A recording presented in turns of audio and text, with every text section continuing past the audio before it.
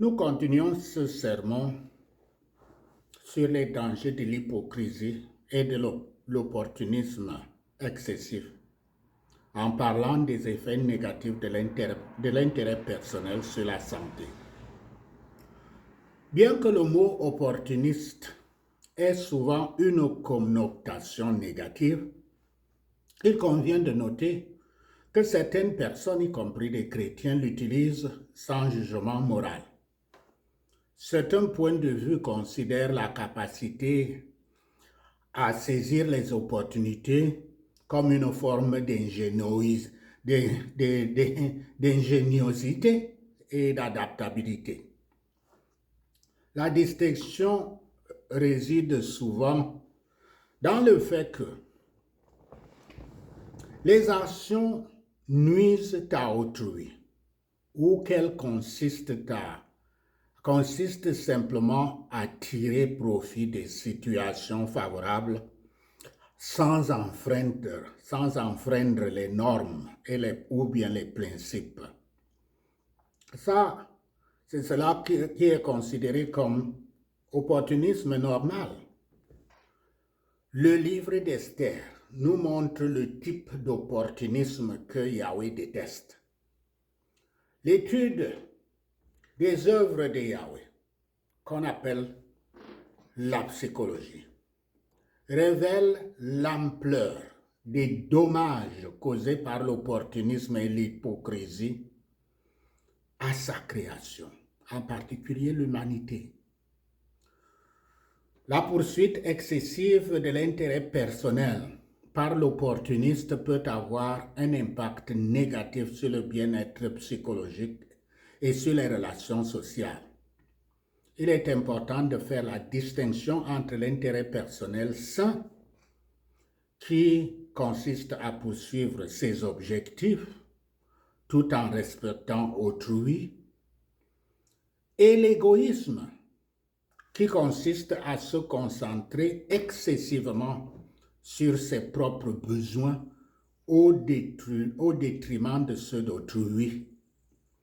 Les impacts négatifs suivants de l'intérêt personnel opportuniste peuvent être énumérés.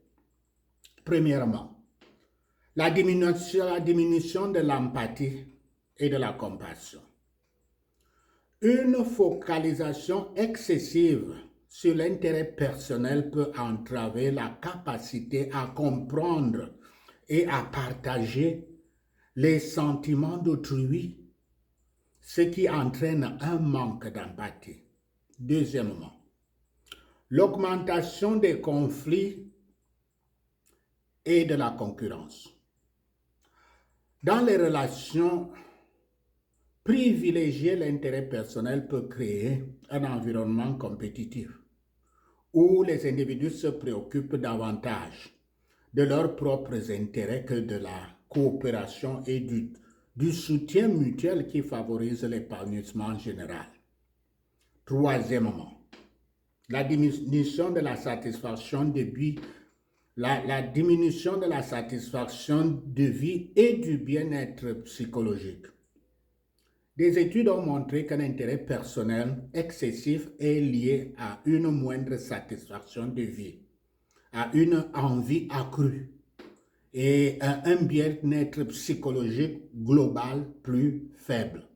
Quatrièmement, des relations endommagées. Se concentrer uniquement sur un intérêt personnel peut mettre à rude épreuve les relations, car cela peut impliquer de sacrifier les besoins et le bien-être d'autrui, ce qui peut conduire à des conflits et à des ruptures. Cinquièmement, l'isolement social. Un intérêt personnel excessif peut conduire à l'isolement social, car les individus peuvent avoir du mal à nouer des liens authentiques lorsqu'ils se concentrent principalement sur leurs propres besoins. Et il y a le narcissisme et l'égoïsme. Une focalisation excessive sur l'intérêt personnel peut contribuer à des tendances et comportements narcissique où l'individu peut être excessivement préoccupé par ses propres, son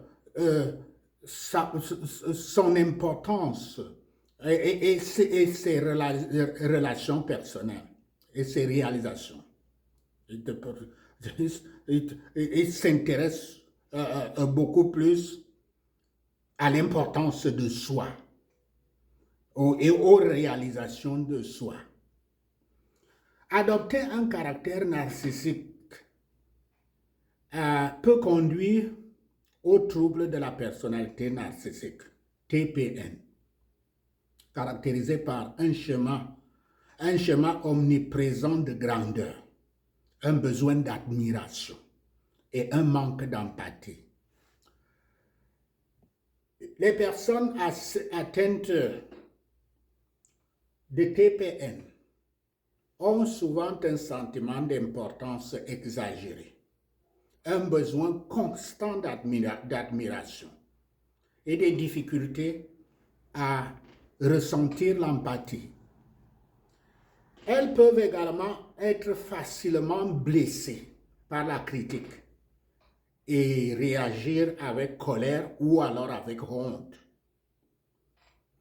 Le TPN peut entraîner des complications, notamment des troubles de l'humeur ou un trouble bipolaire.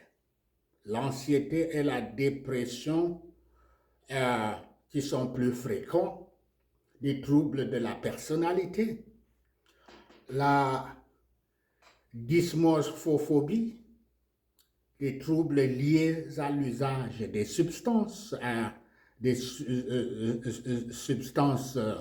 addictives et le suicide. Lorsqu'une personne narcissique accède au pouvoir politique, elle représente toujours un danger pour la société et l'humanité. Les dirigeants opportunistes et hypocrites comme Netanyahou dans l'État israélien ont des attitudes narcissiques. Avec lui, nous voyons à quel point un dirigeant narcissique à la tête d'un pays doté de la capacité nucléaire peut être destructeur et dangereux pour l'humanité. Il nous montre le génocide et la dévastation qu'Aman aurait pu commettre si Yahweh n'avait pas utilisé Mardoché et Esther pour l'arrêter. Notre prière devrait être: Seigneur Yahweh, tout comme tu as débarrassé la Perse d'Aman, débarrasse l'humanité de Netanyahou et des autres dirigeants narcissiques au pouvoir. Au nom de Yahshua le Messie, nous prions. Nous allons continuer avec la prochaine partie